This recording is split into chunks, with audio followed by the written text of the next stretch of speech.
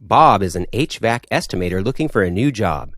He's got the necessary training and education, the knowledge, the experience, and the motivation, but he doesn't know where to look for his dream job. That's until his friend Lucy, also an HVAC estimator, tells him about this website she heard of, HVAC Job Center. Later at home, Bob decides to check it out on his computer. After searching Google for HVAC Job Center, Bob is directed to hvacjobcenter.com.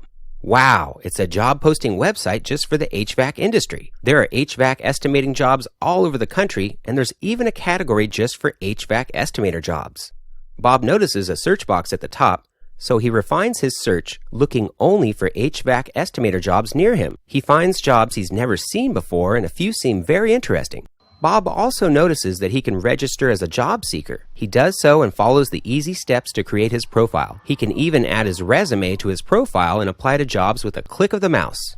Even better, Bob can set up his email alerts to receive any new HVAC estimating job corresponding to what he's looking for. He receives an email as soon as a new HVAC estimator job is posted. He makes sure to always be one of the firsts to apply.